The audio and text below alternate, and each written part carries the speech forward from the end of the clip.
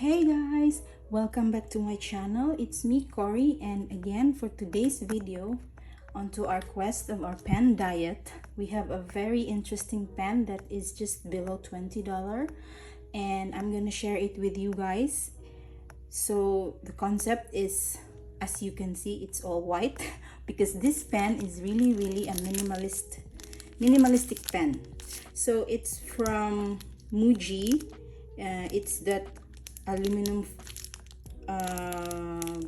round pen, and it comes in this plastic with the branding inside, made in Japan. And this pen is a bit interesting to me because this is really a very referred very good referral from Anna Costa, my constant subscriber, follower in my channel, and she told me about this pen. I can even use her own words that it's a featherlight metal, but satin like pleasure to hold. So let's find it out if it's really it. So it comes in one cartridge included. It was also a challenging at the back. Sorry, it's all in Japanese, so let's just skip to that. I got this pen in the most challenging way. I ordered one from a shop here locally, and it didn't arrive after 3 days. I just saw that it was canceled by the marketplace because it's Hawks. It's like a seller that's just, you know, taking money, and it doesn't really come the product. So again, I'm looking in the search for this particular model, and we have MUJI stores here in Jakarta, but I didn't really get the chance to look for this. I know they have gel pens, they have stationaries, the minimalist one, the browns and whites, and you know, if you go to the store, they only have blues, deep red. So this is really like a minimalist store. If you don't know MUJI, it's a brand from Japan. So now we are onto this pen. We'll review it quickly. So it's matte silver in my opinion, and it's just one strip of a metal looking. I mean, without the clip you would hardly know that it's a pen. This, I got this in fine, so it's a small nib like that of my Kawekos, and it's also what you call this, it comes in the cartridge. It has this metal web, like what you call that, textured part here in the section or the grip. And let's check, it has the regular cartridge that comes, I believe, if I'm not wrong, this is black. So I tried other cartridges on this, but it didn't work. So I will just, for now, for the test, converters, we will just use this the moment to test the writing. Nothing else is inside. It's just metal on metal, really, but it's super light. Let us just put this on to settle the ink now that it's there. This pen has been around for like 2 to 3 years, I believe, but I never heard of the aluminum one. I've heard of the plastic one, like the preppy type. So see, it's just really engineered so well that there you can hardly see the, feel the cut on here, in here. So the pen also can be posted, and it's very interesting because you see, at first, like, how am I gonna supposed to post this until I discovered that there is this thin part you can post, and then it's all straight from there. Yeah, so I researched, this is 20 grams with cap, and then it's 162 cm posted. So let's just check if we can have it compared to my existing pen here while we wait for the cartridge to settle in. I can compare the snap cap with my Prera. You can hear that? Yep.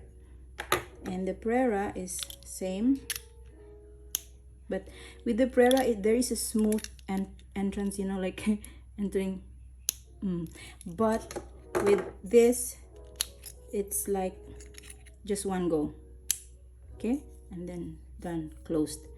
Also, I'm gonna grab my other minimalist design pen, which is made of brass. This is aluminum. This is the Y Studio that I'm talking about, is made of all brass pen. I'm gonna card it up the review on this. And similarly, it's the same design without minus the clip. And as you can see, they are of the same height. The big difference is this weight's doubled and this is like nothing, even with the cartridge on. Like, let me try to drop test them and see the loudness when they drop. Okay, so this is the Y Studio and this is the MUJI. So even though it's an aluminum, okay, let's drop Prera as well, a plastic one, acrylic. So even if this is a aluminum, I don't know why I feel like it's plastic. It's plasticky, but it's the lux is there. It's not plasticky like cheapy feel. It's just really designed minimalist way that even the weight, it's almost nothing. So if you have carpal tunnel, or you know, you cannot write long, I think this is good for you if you love the thin pens, because I'm in between. Sometimes like for this kind of design, I like thin ones, and there are times like now I just had my Jinhao X159 and I really love the thickness of that grip. So it depends on what, or for where I'm gonna write it, for what I'm gonna use it for. So going back to this pen, it's the pros, there's pros and cons on this. So but before we go to that, let me just do a pen test of this pen. So it's not like my Y Studio that's not rolling in there. Of course this will roll because it's very, there is no texture anywhere that can stay on but in the table. So let me open my, again, Rhodia, but let's not waste paper. Let's try it here under my Jinhaos. Let's just zoom in. And I've heard that there is some hard starts on this. I don't know, I can't tell right now because it's a cartridge, but let's see. This is a, see, it's not coming yet. This is like real time review, guys, so it's not coming. Let me just condition this for a bit and I shall return. This is how my technique for new pens, if they don't come out, especially cartridge, I just grab a, I know this is not a new technique, I grab a paper towel and then try to make the ink come out from there, so it will hopefully write. So this is the MUJI, oh, now it's right, MUJI Aluminum Fountain Pen. So it's a black ink, guys. I have this in the fine nib. So let's do lines. To me, yeah, it's a regular fine, German fine for me, because I have a lot of Japanese fines. So this is okay. Can you hear that? On the upstrokes, you can hear the scratchiness. Let's try reverse. Oh, it's really scratchy, hardly ink coming out. Okay, and this is just a black cartridge. Let us now try, this is what makes me curious, if I can flex the nib a bit. They say you can with this.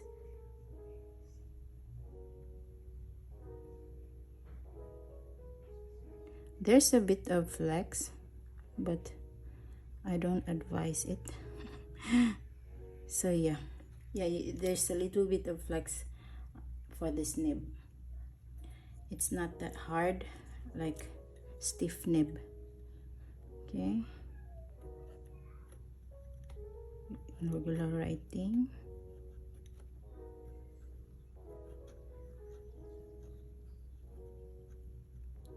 Smooth.